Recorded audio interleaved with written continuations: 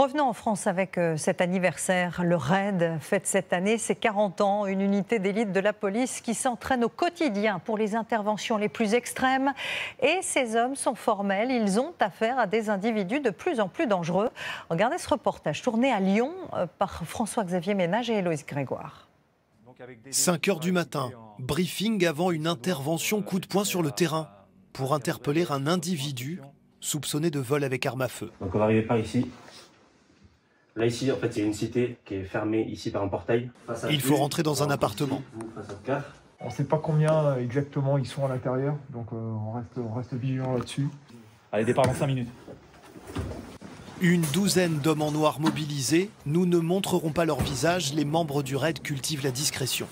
Tous portent des gilets pare-balles, des fusils d'assaut sont chargés et un équipement audio pour que chacun soit relié tout au long de l'opération aux autres afin de recevoir les ordres.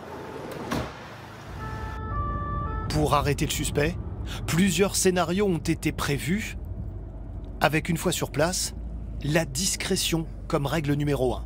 L'importance de l'IAD, l'interpellation à domicile, c'est d'avoir l'effet de surprise. C'est-à-dire qu'on ne fait pas de bruit jusqu'à ce qu'on casse la porte. Pourquoi c'est important d'agir ce matin-là? Il est armé et puis il a un beau palmarès également. Il est bien connu. À début de progression, mes gars. Le déploiement s'effectue en moins de 2 minutes, sans courir, sans le moindre mot.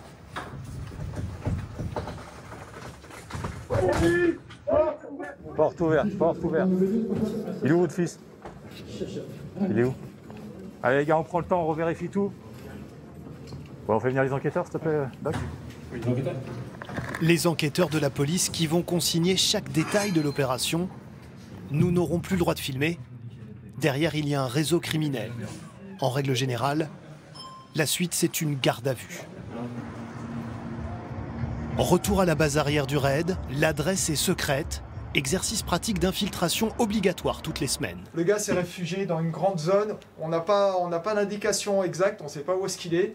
Ce qui est sûr, c'est qu'il est armé. On y va. Ici, on travaille la cohésion d'équipe. On riposte les gars, changement de rythme. Les mouvements coordonnés. Tir d'entraînement. Pas de balles réelles. Lumière rallumée, fin de l'exercice sous le regard du chef qui constate sur le terrain des malfrats de plus en plus équipés. Voilà, beaucoup d'armes circulent. On en trouve de plus en plus pour nos opérations. Voilà, ça fait partie des données qu'il faut prendre à chaque fois. Donc ça veut dire de plus en plus de danger en l'occurrence. Exactement. Justement, les policiers du RAID veulent nous montrer un exemple. Donc on rentre dans le vestiaire opérationnel. On s'est fait tirer dessus en opération. On s'est fait tirer dessus à la Brennec, hein, donc c'est cette cartouche-là. C'est une cartouche pour chasser le sanglier, hein, tout simplement. C'était suite à l'assassinat d'une serveuse dans un bar et l'individu a pris la fuite. Il a été suivi par des collègues. Il a tiré sur les collègues dans un premier temps et dans un deuxième temps, il s'est réfugié dans un appartement et nous on a donné l'assaut. Il nous a tiré dessus direct. Il a été neutralisé. Il a été neutralisé par balle.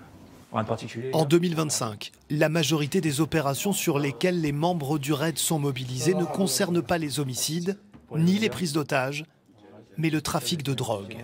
Et cela, de plus en plus souvent. Est-ce que c'était vrai il y a 20 ans? Pas autant, c'était pas comme ça. C'était moins flagrant, c'était pas aussi étendu peut-être, et pas aussi, une fois de plus, pas aussi organisé. Aujourd'hui, vraiment, c'est tentaculaire. C'est des entreprises, en fait. Dans ce contexte, l'une des marques de fabrique du RAID, c'est le tir de précision. Exercice obligatoire toutes les semaines. Ici, la cible est à 200 mètres.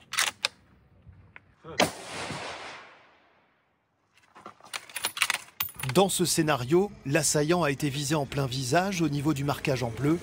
Il retenait une victime. Ce genre de tir à 200 mètres, on est capable de taper dans un cercle de 3 cm à peu près. Donc même l'otage, s'il est à proximité, pour lui, notre tir il est assez sûr et assez précis pour ne pas le toucher. Pour la petite histoire, les tireurs de précision s'appellent les omégas chez nous. Pourquoi oméga? Parce que c'est la dernière lettre de l'alphabet grec. Donc c'est au dernier recours. Ouais, pour l'instant sans les ballons. Ce qu'on appelle la culture du non-tir chez vous. Exactement. C'est vraiment au dernier recours qu'on va tirer. Fin des exercices pratiques, nouvelle opération en préparation, attraper des trafiquants de tabac originaires d'Europe de l'Est. Certains seraient peut-être d'anciens militaires, donc, et on peut pas écarter l'hypothèse qu'ils soient armés. Une priorité, interpeller la tête pensante. Il est hyper craintif, il a beaucoup d'habitudes, il dort jamais au même endroit, il dort toujours au rez-de-chaussée et il laisse personne rentrer dans sa chambre d'hôtel, c'est-à-dire qu'il n'y a pas de femme de ménage qui vienne, même s'il reste plusieurs jours. Des semaines de préparation pour une interpellation en quelques minutes seulement. Les autorités judiciaires, pour le bien de l'enquête, nous dit-on, nous interdisent de filmer. À Lyon, les hommes du raid mènent une opération d'envergure tous les 3 jours.